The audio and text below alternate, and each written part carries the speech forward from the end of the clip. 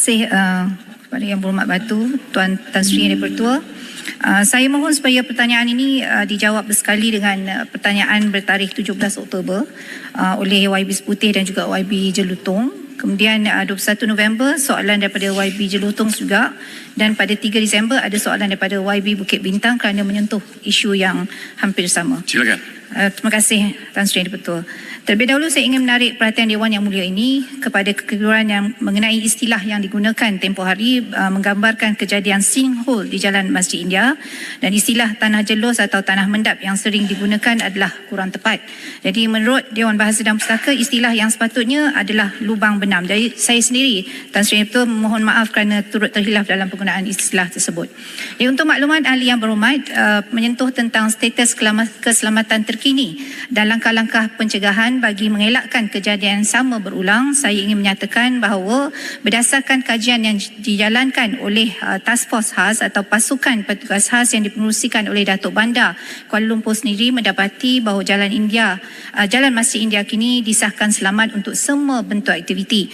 Ini setelah mengambil kira pandangan kepakaran secara kolektif oleh pelbagai agensi termasuklah PDRM, Polis Diraja Malaysia, Jabatan Bomba dan Penyelamat Malaysia, Jabatan Kerja Raya, Jabatan Mineral dan Geosains Malaysia serta pertubuhan profesional seperti Institut Jurutera Malaysia IEM dan juga Pertubuhan Geoteknikal Malaysia MGS. Jadi beberapa tindakan segera langkah pendek telah dilaksanakan. Yang pertamanya, audit integrity asset utility yang telah dilaksanakan oleh syarikat-syarikat utility di kawasan Central Business District atau CBD, termasuklah Jalan Masjid India, dan pemetaan serta ujian integriti di bawah tanah dijalankan bagi mengesan sebarang kelemahan pada aset-aset lama. Dan perkara kedua ialah penggunaan teknologi seperti kaedah Ground Penetrating Radar GPR dan juga Macintosh Probe digunakan untuk menyiasat struktur tanah.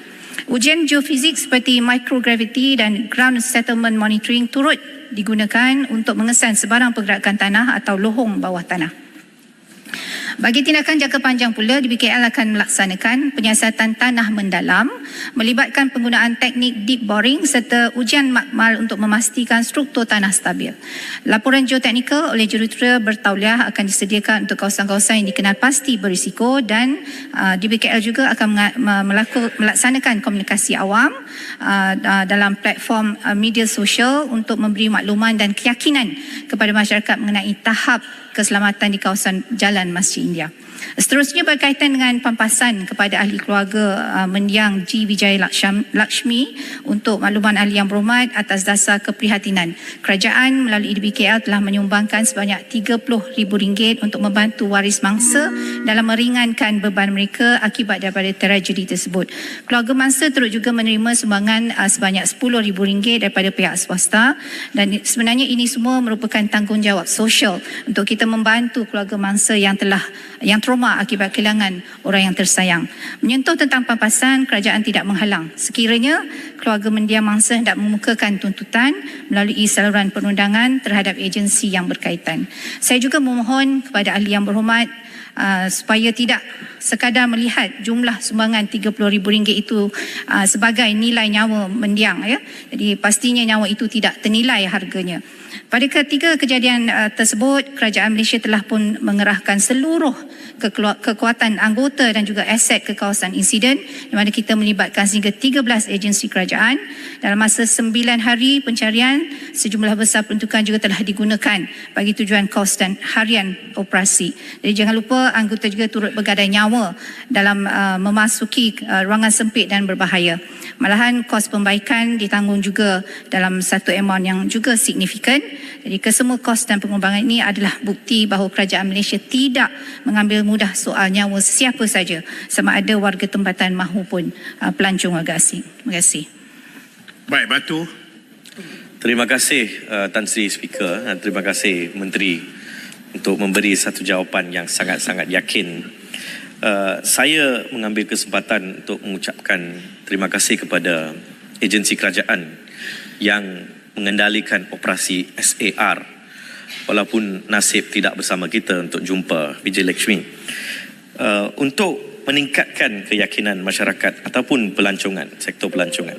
Adakah kerajaan bersedia untuk mendedarkan hasil penuh penyiasatan insiden ini kepada umum Dan saya ingin juga bertanya berkaitan dengan artikel yang keluar selepas insiden Masjid India itu oleh pakar geologi yang memberi amaran terhadap 6 lokasi di sekitar ibu kota yang berisiko tinggi di Kepong, Ceras, Pudu, Kampung Baru, Ampang dan Pandan Jaya. Mohon Menteri bagi pandangan. Terima kasih. Terima kasih Yang Berhormat. Untuk maklumat ahli Yang Berhormat, kerajaan sentiasa komited terhadap ketelusan dalam setiap siasatan yang telah dijalankan dan lebih-lebih lagi apabila ini melibatkan keselamatan awam. Ya, hasil penuh penyiasatan insiden lubang benam di Jalan Masjid India dan kawasan sekitarnya telah dalam peringkat akhir penelitian oleh pelbagai agensi dengan koordinasi antara Insiden Commander, OCPD Dan Wangi dan juga JWP serta DBKL.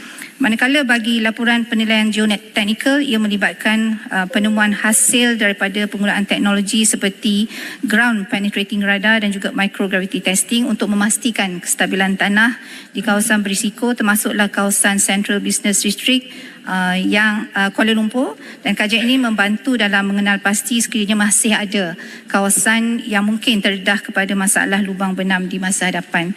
Jadi Yang Berhormat, kedua-dua laporan ini akan kelak dibentangkan kepada Jemaah Menteri terlebih dahulu. Sekian, terima kasih.